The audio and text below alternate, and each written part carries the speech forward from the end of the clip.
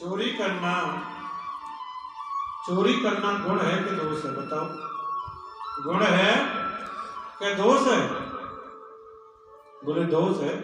शास्त्र निषिद्ध कर्म है चोरी करना। लेकिन एक ऐसे ब्राह्मण हुए हरपाल विप्र एक ऐसे ब्राह्मण हुए जिन्होंने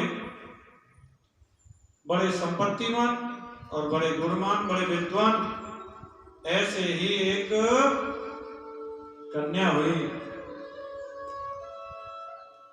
हरपाल जी विवाह नहीं करना चाहते थे, ऐसे ही एक कन्या हुई, वो भी विवाह नहीं करना चाहती थी, लेकिन उसने निर्णय लिया कि मैं विवाह करूंगी। वैसे तो विवाह करूंगी नहीं, अगर करूंगी तो ऐसे ब्राह्मण से करूंगी जो रोज 1000 साधु ब्राह्मणों को भोजन कराए। 1000 साधु ब्राह्मणों को भोजन कराएगा, उसके साथ विवाह करूंगी, नहीं तो नहीं करूंगी। हरपाल जी ने सोचा ये कन्या है बड़ी विलक्षण, ये कन्या है बड़ी विलक्षण। वैसे शादी तो हम भी नहीं करना चाहते, लेकिन पूर्वजों के द्वारा ये एकत्र धन है, इसका क्या करेंगे, इसको सेवा में लगा देते। तो हरपाल विप्र जी ने उस कन्या के साथ में विवाह हो गया, विवाह किया उसके साथ में। अब तो खूब रोज साधु ब्राह्मणों की सेवा करते, और जहाँ 1000 साधु ब्राह्मणों की व्यवस्था होती थी तो 1000 थोड़ी आते हैं, वहां तो ज्यादा आने लग जाते हैं। आप चिड़ियों को, पक्षियों को दाना डालना शुरू कर दो तो धीरे धीरे दाना बढ़ता चला जाएगा, पक्षी बढ़ते चले जाएंगे। ऐसे ही हरपाल विप्र जी रोज सेवा करते हैं, और करते करते एक दिन सारा धन समाप्त हो गया। सारा धन समाप्त हो गया तो सोचा अभी जमीन जायदाद बहुत है तो जमीन बेच देते, लेकिन साधु ब्राह्मणों की सेवा करते,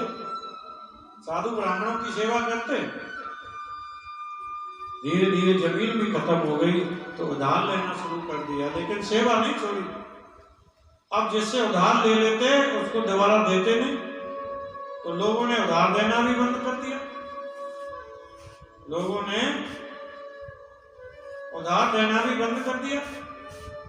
हरपाल जी कहते अरे भाई हम अपने भरण पोषण के लिए थोड़ी लेते हैं, अरे इन लोगों का, धनी लोगों का ये धन बहुत कमाते हैं, दान कभी करते नहीं, हम तो इनका धन लेकर के अच्छे कार्यों में लग जाए, वही काम कर रहे हैं, हम अपनी जीवन यात्रा के लिए थोड़ी कर रहे हैं।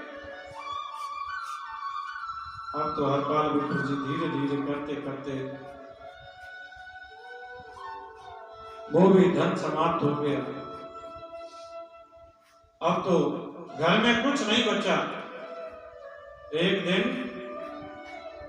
रात्रि को, बड़े मजबूत शरीर था, 1.5-2 कुंटल भी वजन उठा लेते थे। एक दिन किसी वैश्य के घर में पहुंचे और जाकर के उन्होंने घी, चावल, चीनी, राशन का जितना भंडारे का सामान होता वो ही लेते, बाकी और कुछ नहीं लेते। तो उस वैश्य की लड़की जग गई, बाबूजी, पिताजी, लगता है घर में चोर घुस आया है। तो उस वैश्य ने अपनी कन्या के मुख पे हाथ रखते हुए कहा, नहीं बेटा, ये हमारे नगर के परम भक्त हरपाल विप्र हैं, हम तो दरवाजा इसलिए खोल के सोते हैं कि कैसे भी ये हमारे घर से आकर के ले जाएं तो हमारा भी जीवन धन्य हो जाए, ऐसे भगत हैं बेटी। हरपाल जी ने सुन ली, अरे जब इसके ऐसे विचार हैं तो ये तो सेवा स्वयं ही करता होगा, हम इसके यहाँ का नहीं लेंगे।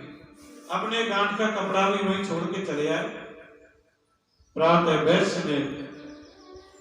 वैश्य जगह और गाड़ी में सारा सामान लाद करके हरपाल जी के घर पर छोड़ के आए, महाराज हमारी सामग्री भी सेवा में लगा लीजिए। ऐसे हरपाल भगत एक दिन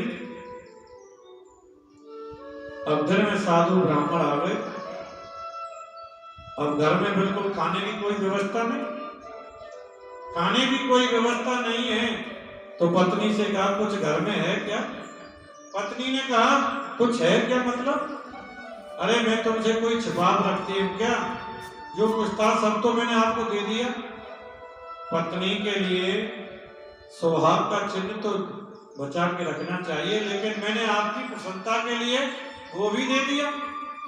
आपकी प्रसन्नता के लिए मैंने वो भी दे दिया। फिर उसने कहा कोई बाली वगैरह दीवान की ये लो और ला करके बाल भोग की व्यवस्था करो, ला करके और आगे राजभोग की चिंता करो। और लाए सोचने लगे रात होती तो हम चोरी कर लाते, लेकिन दिन है तो कैसे करें? दिन में कहाँ जाए? और साधु ब्राह्मण आ गए, कैसे सेवा हो, कैसे सेवा हो? तो सोचने लगे आज राहगिरी करेंगे, आज दिन में ही राहगिरी करेंगे। तो ठाकुर जी द्वारका में बैठे बैठे देख रहे हैं और चल पड़े, तुरंत चल पड़े हैं। तो रुक्मिणी जी ने पीछे से आवाज लगाई, किधर, कहां चले? भगवान ने कहा एक बात है, तुम्हारी ये पीछे से टोकने वाली आदत नहीं अच्छी नहीं। पूछ लिया कहां चले? अरे भाई किसी भगत का दर्शन करने जा रहे हैं। रुक्मिणी ने कहा भगत के दर्शन? लेकिन आप तो भगत को दर्शन देने जाते हो, आप दर्शन करने जा रहे हो? बोले हाँ, इस भगत के मैं दर्शन करने जा रहा हूं। तो रुक्मिणी जी ने कहा फिर तो हम भी चलेंगे। भगवान बोले देखो हमारे भक्त बड़े विलक्षण हैं, पता नहीं कैसा व्यवहार करते हमने, पता नहीं हमारे भक्तों के बड़े ऊटपटांग भगत हैं हमारे, और कहीं आप नाराज हो गई तो? रुक्मिणी ने कहा नहीं नहीं, जिसके आप दर्शन करने जा रहे हैं मैं भला क्यों नाराज होंगी, लेकिन मैं भी चलूंगी। तो भगवान ने कहा ठीक है, अच्छे से सज लो। माताओं को आभूषण बहुत प्रिय होते हैं, और पतिदेव कह दें कि अच्छे से सज लेना, फिर तो कहना ही क्या। रुक्मिणी ने पूरे 16 श्रृंगार किए हैं, लड़झड़ हो रही हैं एकदम आनंद से। ठाकुर जी सेठ बने हैं और रुक्मिणी जी सेठानी बनी है। और हरपाल विप्र जंगल में लठ पर थोड़ी टिकाए हुए विचार कर रहे हैं, भगवान किसी को, किसी मालदार को भेजो, किसी मालदार व्यक्ति को भेजो प्रभु। इतने में ही छम छम की आवाज आई। भगवान वहीं जाकर के प्रकट हुए जहां हरपाल विप्र जंगल में था। छम छम की आवाज आई तो देख करके हरपाल प्रसन्न हो गया, और भगवान ने जाकर के, हरपाल जी ने जैसे ही जाकर के कहा भगत जी राम राम, तो भगवान ने ऐसा अभिनय किया, बोले राम राम करने वालों ने देश को बर्बाद कर दिया।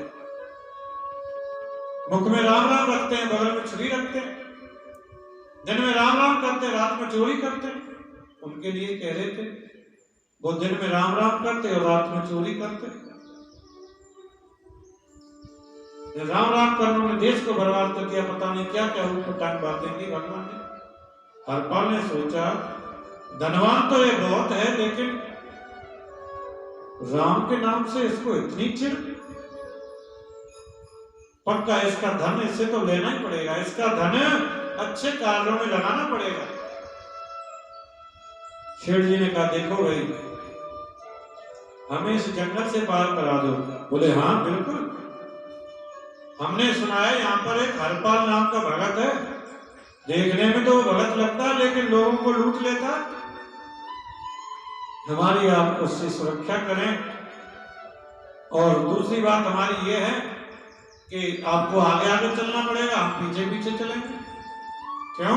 क्योंकि आप संत आदमी, आपको क्या प्रयोजन, हमारे अपनी गृहिणी से क्या बात कर रहे हैं, अपनी गृहिणी से क्या बात कर रहे हैं, तुम देखोगे तो नजर पड़ेगी तो अच्छा नहीं होगा। ठीक है, और आगे से कोई संग ज्ञान आ गया तो उससे लड़ेगा क्यों? बोले ठीक है कोई बात नहीं, हम आगे चलेंगे, लेकिन आपको हमें पहले अग्रिम कुछ देना पड़ेगा। भगवान ने कहा क्यों? क्यों देना पड़ेगा? बोले हमारे घर में अतिथि आए हुए हैं, उनके अग्रिम बाल कुछ व्यवस्था हो जाती। तो भगवान ने सोने की 5 मोहरें दे दी। हरपाल ने कहा, हे भगवान, इतने सस्ते जमाने में इसने 5 मोहरें दे दी, इसका मतलब उसके पास बहुत धन है, लेकिन दान पुण्य करने में इसका मन नहीं है बिल्कुल भी। इसका धन लेना पड़ेगा, इसका धन अच्छे कार्यों में लगाना पड़ेगा, साधु संतों की सेवा में लगाना पड़ेगा। घर जाकर के पत्नी को देकर के आए, खूब सेवा करो, आज तो मालदार व्यक्ति मिल गया है, किसी बात की चिंता नहीं। अब तो भगवान हरपाल जी आगे आगे चल रहे हैं, भगवान पीछे पीछे चल रहे हैं। सेठ और सेठानी बने हुए हैं, लड़झड़ करते हुए चले जा रहे हैं। और बीच बीच में रुक्मणी सबको देखकर कहती है, अरे कुछ दान पुण्य किया करो। तो भगवान कहते हैं, ये पागलों के काम है दान पुण्य करना, बड़ी मेहनत से धन कमाया जाता है, दान पुण्य करो, उतनी मेहनत से धन आता है। हरपाल को तो अब बिल्कुल पक्का हो गया, धनी तो ये बहुत है, लेकिन अच्छे कार्यों में दान पुण्य में नहीं खर्च करता है, इसका धन तो मैं जरूर लेके मानूंगा। भगवान चले जा रहे, पीछे कहते, देवी देखो वहां का खजाना भर गया है, और इतने करोड़ वहां से आने हैं, इतने करोड़ हमको देने हैं, अब दूसरा खजाना खुलवाना है। ऐसे ऐसे बातें करते हुए जा रहे हैं। और जैसे ही घोर जंगल आया तो हरपाल ने अपने सिर से सापा खोला और बिछा दिया, और लठ लेकर के 10-5 लठ इधर और 10-5 लठ इधर भगवान को ऐसा डरा दिया, भगवान थर-थर कांपने लगे, थर-थर कांपने लगे। रुक्मणी जी दूर खड़ी हुई देख रही हैं। अरे रावण कुंभकर्ण के आगे थर-थर नहीं कांपे, हिरण्याक्ष दंतवक्र आदि के आगे थर-थर नहीं कांपे, और आज इस कलयुग में इनके अंदर इतनी कमजोरी कैसे आ गई? एक कलयुगी भगत को देख करके थर-थर कांप रहे। हरपाल ने कहा कि जितना जो कुछ है सब उतार के यहाँ रख दो। भगवान के श्री अंग को टटोल टटोल करके सारे आभूषण गहने सब उतार लिए, और रुक्मणी जी से भगवान ने कहा, देवी दे दो जो कुछ है, हम और बनवा देंगे, कोई बात नहीं, जान रहेगी तो सब कुछ है। रुक्मणी जी ने सब श्रृंगार उतार दिया। रुक्मणी जी की चीची उंगली में हीरा जड़ित एक मुद्री है, वो उतर नहीं रही थी। हरपाल जी ने कहा, इसको उतारो, इसे मैं छोड़ नहीं सकता। रुक्मणी जी ने कहा, ये तो बहुत कड़ी है, उतर नहीं रही है। हरपाल ने कहा, देखो मैं परस्त्री को छूता नहीं, ये उंगली काट करके मुझे ये मुद्री निकालनी पड़ेगी, क्योंकि इसे मैं छोड़ नहीं सकता, ना जाने इससे कितने साधु ब्राह्मणों की सेवा हो। जैसे ही कहा तो रुक्मणी जी श्राप देने के लिए उदित हुई, भगवान साक्षात बाल रूप में प्रकट हो गए। बोलिए बाल कृष्ण लाल की। भगवान अपने स्वरूप में प्रकट हो गए। रुक्मणी जी अपने स्वरूप में आ गए, लक्ष्मी रूप में आ गए, और हरपाल चरणों में गिर करके रो पड़ा, प्रभु आपसे मैंने ऐसा व्यवहार किया, मुझे क्षमा करें भगवान, मुझे क्षमा करें, मैंने ऐसा अपराध किया, आपके साथ ऐसा व्यवहार किया। भगवान बोले, हरपाल आज तो हम स्वयं अपनी इच्छा से लुटने आए थे, तेरी सेवा पे तो हम स्वयं लुटने आए भैया। भगवान और कहा कि हरपाल ये ले जाओ और खूब सेवा करो। अब ये लक्ष्मी स्वयं लक्ष्मी जी आई हैं, तो ये लक्ष्मी साक्षात तुम्हारे घर में स्थित रहेगी, कभी ये समाप्त नहीं होने वाली, कभी खत्म नहीं होगी। तो भगवान जाने लगे तो हरपाल जी चरणों में गिर करके बोले, प्रभु मैं कभी असत्य भाषण नहीं करता, घर में जाऊंगा तो मैं बोलूं, पूछेगी गृहिणी तो मैं बताऊंगा भगवान आए थे, तो वो तो मुझसे नाराज ही हो जाएगी कि आप तो भगवान के दर्शन कर लिए, मुझे तो प्रभु की झलक भी नहीं मिली। तो भगवान आप घर चले और घर जाकर के मेरी गृहिणी को भी दर्शन दिए। तो भगवान उनके घर पहुंचे, उनको दर्शन दिए, और वो साधु महात्माओं का भी ऐसा तप नहीं था कि भगवान के दर्शन हो जाएं, लेकिन एक भगत के कारण उन हजारों साधु ब्राह्मणों ने प्रभु के दर्शन किए। इसका मतलब इस कथा से ये प्रयोजन नहीं, इसका मतलब ये नहीं सबको छोड़ करके चोरी करने लग जाए, ऐसा नहीं। ऐसा तब करो जब सब कुछ प्रभु पर न्यौछावर कर दो, उसके बाद करो तो ठीक है। जय जय श्री राधे, जय